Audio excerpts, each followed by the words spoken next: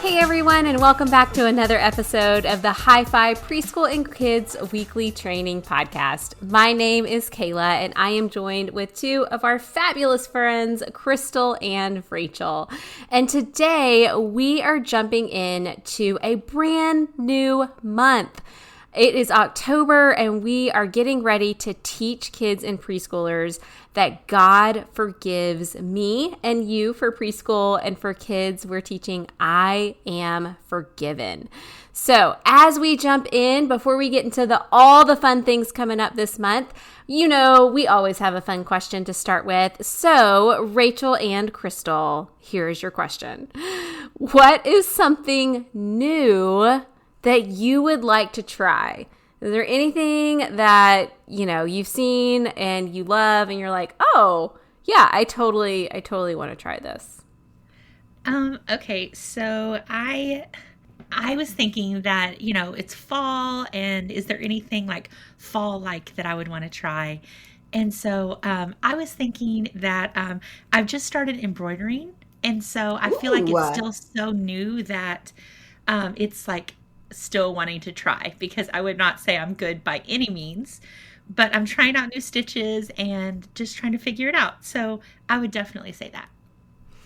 That's so fun. I love that. Maybe next October, Rachel will have embroidered a little bark embroidery that she could post in the Facebook group or something. That'd be cool. Listen. A great idea. Not only are we here for that, I feel like there is a whole band of followers within Hi-Fi that's like, we can have an embroidery group and we can all make these little barks. That's a great idea. I will say this is a little hard for me, because when I want to do new things, I usually just go for it. Like, I'm like, sure, let me give that a try. So I guess if I were to pick something specific, I think I would really like to try to just make some music. Like I see people with these pads, like these DJ type pads, not like a big turntable, but these pads, and like each button makes a different sound, and they'll just make these really cool kind of electronic beats. Like, I don't know where I get one of those, but I kind of just want to try and see what I can do. So that might be something new that I would want to try. Like, I don't want to just put something into AI and be like, write this really fun song about summertime or whatever, but I want to like Okay. You know, so. All right. If anybody knows where I can get one of those, let me know. DJ Crystal. Here we go. I love it. What would your DJ name be? C Money.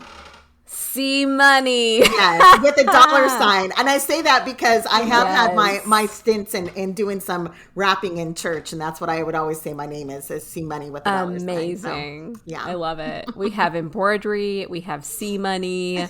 Oh my goodness. I love it so much. I'll try to embroider your DJ name. Yes. Put it on a shirt.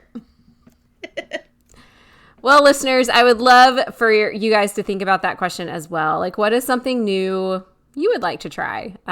Maybe it's something fall centric. Maybe you want to try something that's related to fall, or maybe it's just, you know, a new passion or hobby that you've never just explored before. You never know what will happen when you try something new. And this month, we are going to be talking about something else that we are made for, and about how we are made new through Jesus. So we're going to be talking all about God's forgiveness and how God forgives me and you, and then with kids, like I said, about how I am forgiven. And so with preschool, our theme is redo, God forgives me and you. And then kids, we're talking about how we can be made totally new.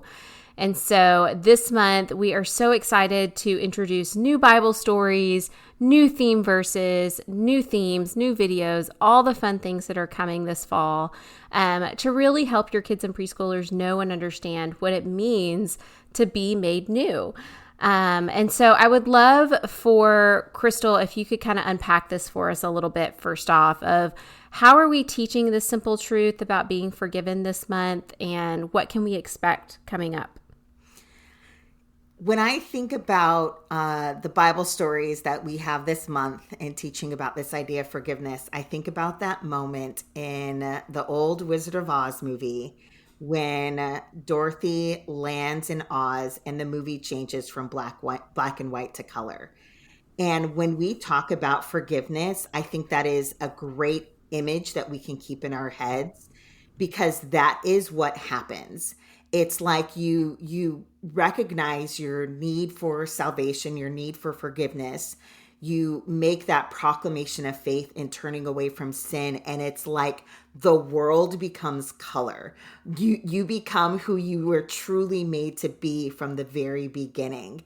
And so I think what's going to be exciting for preschoolers and kids this month is the stories that we've chosen. This week, it's about when Jesus called a tax collector, he called Matthew. Next week, it's going to be this promise that God gave through Jeremiah about giving people a new heart.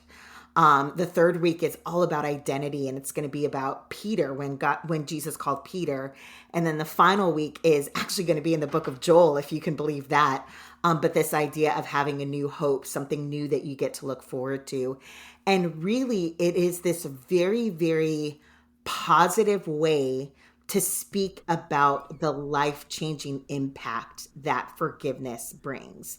You aren't just forgiven from sin, you are forgiven and you are given a new start. You are given a new heart. You are given a new identity and you are given a new hope. So it's about what we are given that transforms us this whole month that comes through forgiveness because we never want it to sound like we're just harping so much on sin.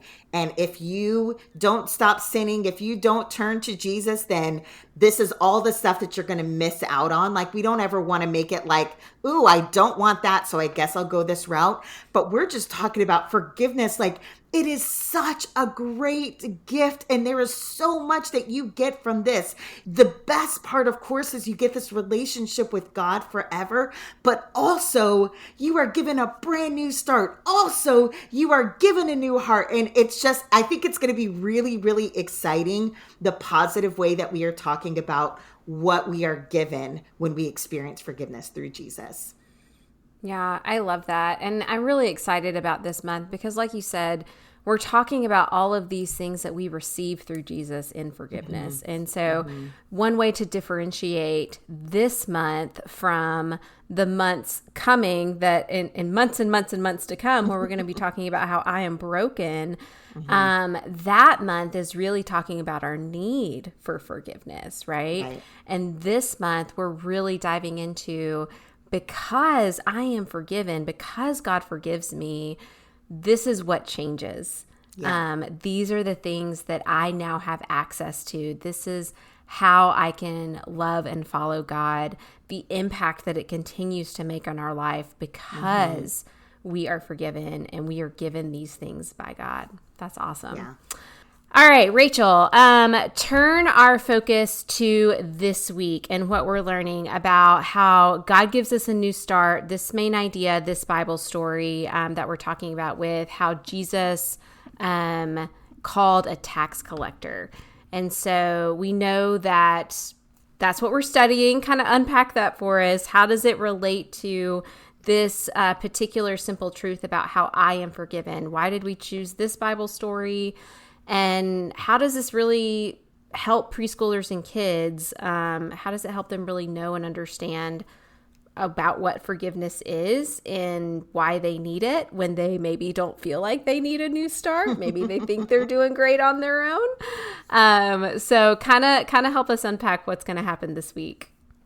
Yeah. So this week, as we think about how God gives us a new start, I think it's so exciting that we get to talk about Jesus calling Matthew and how he was a tax collector and he had this job and this probably lifestyle and the things people thought about him that, they probably weren't really excited to see him coming and he wasn't probably a very well-liked figure. And it's just exciting to think about how Jesus called him and he said, follow me. and how he was given a new start. And I just think it's really interesting because we see at the end of our Bible story when they're at this meal and they're celebrating, and the Pharisees' response to Jesus calling Matthew, and to just seeing all the people that are there, the sinners, and the people who you would think, oh, why are they here? Why are they chosen? Why is Jesus spending time with them? And the Pharisees are asking this question, and Jesus says that it's not the healthy who need a doctor, but the sick. And I think it's such an incredible response to that. And it just goes hand in hand with our main idea, thinking about how we may not even realize that we need a new start. We may not realize that we are sick and in need of a doctor, but we all are in need of forgiveness. We're all in need of Jesus. And like Crystal said, when we experience the forgiveness of Jesus, it's like our world becomes color and everything changes. And it's just such an exciting gift that we get to celebrate that we have the opportunity to have a new start, regardless of what our lives were like before Jesus, whether we appeared to make all the right choices, but instead our hearts were far away from Jesus. Or we were living in a way like Matthew, where maybe people thought, oh no, here he comes. But we are all given a new start. And I think it's just incredible to get to celebrate that gift. Yeah. Yeah, that's great. Thank you for sharing. And as you were talking, it also reminded me, like, every week in our Bible stories, we want kids and preschoolers to know who they are because of who God is, right? And in this particular story, we get this very specific moment towards the end after Jesus has called Matthew and he goes to his house and he's eating. And then we have these Pharisees and asking, like, why is Jesus eating with these people? And Jesus is the one who says, like, I didn't come for the healthy, right? Like, I came for the sick. I came because people need forgiveness. And so what we learn about Jesus through this story is he came to forgive. And so I am forgiven because Jesus came to forgive me. And so this is just such a great example of really all that we strive to do and be with this curriculum is to create content that helps point preschoolers and kids to know who Jesus is, who God is, and because of who he is, how does that impact who I am? How does that impact my identity?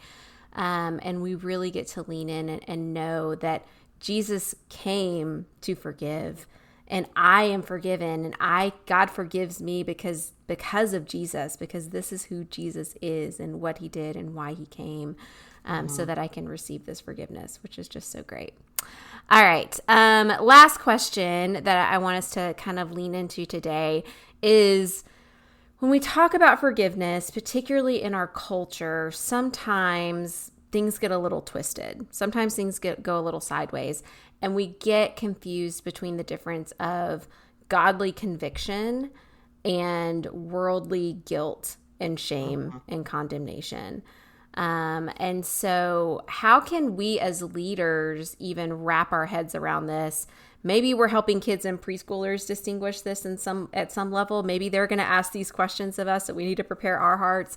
But I would say even as leaders, like, we need to have some awareness into this as well of what is that difference? How do we articulate what is a conviction of sin from the Lord and what is this like worldly guilt and shame and condemnation that we sometimes feel trapped in?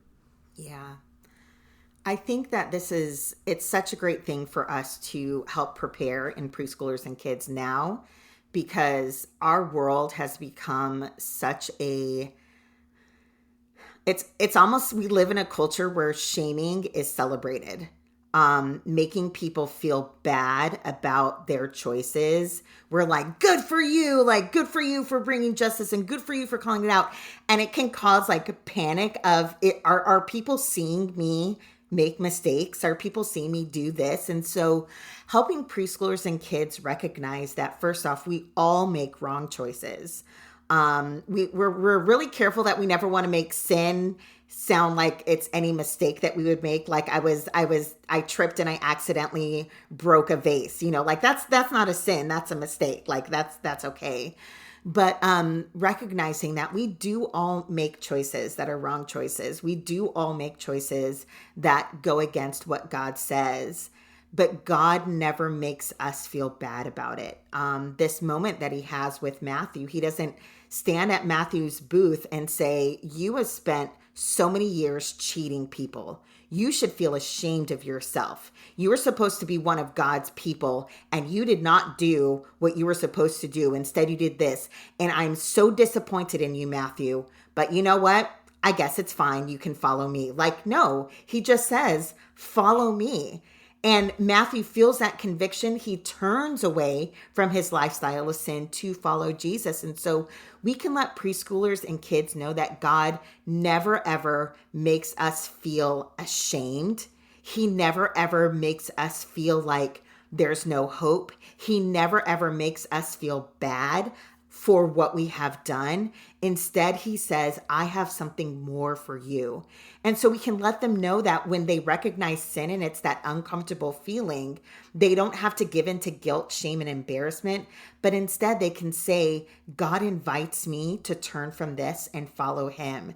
And as soon as I do, he's like, I'm so proud of you. I am so glad. I wrap my arms around you. And so just letting them know that in those moments where the world and even our own mentality would want to give in to guilt and shame, instead we can turn to God and know that that forgiveness is offered freely and joyfully, and so is the restoration that comes as a result. Yeah, thanks for sharing that, Crystal. Yeah, and it's so interesting, right? Because how the Lord brings godly conviction is accurate. It's biblical. It's like conviction does happen. And so often we are in a place where we twist those feelings of conviction and understanding our need for Jesus, and then we allow these negative thoughts and things to impact us that potentially, maybe from the enemy even, of saying like, stay in this, stay in this guilt, stay in this shame. And I think that is honestly a really good distinguisher of helping a kid understand the difference. If it's something that's from the Lord, it's not going to, it may be an uncomfortable feeling to say, I did wrong. I know, like there is a something of godly repentance here. And there's an uncomfortable feeling that comes with that may be from the Lord. But that element of stay in this shame, stay in this guilt, continue to feel bad over and over and over, that is not of the Lord. Yeah. Because what the Lord offers is freedom. The Lord offers us hope. He offers us that forgiveness. And so helping distinguish between anything that is, an uncomfortable feeling, that may be some godly conviction. That may be, I feel uncomfortable because I know this is true and I'm in the wrong and I need to do something. There's something that needs to happen to change that. And also how we can distinguish the difference between if I'm staying in this guilt, if I'm continually being called and believing that I am this wrong thing or I am this bad choice, that's not of the Lord, and how to distinguish between those two things. That's great. Yeah. Well, listeners, thank you so much for joining us for today. We really hope that this podcast is something that is encouraging to you, that is edifying, and will really help you learn to walk closer to Jesus as you lead preschoolers and kids to walk closer to Jesus.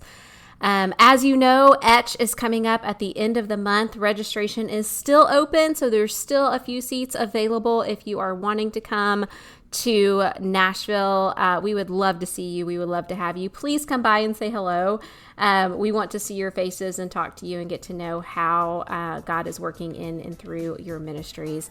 So we are grateful for you. We are praying for you this week as you prepare to lead. And until next time, we'll talk to you soon.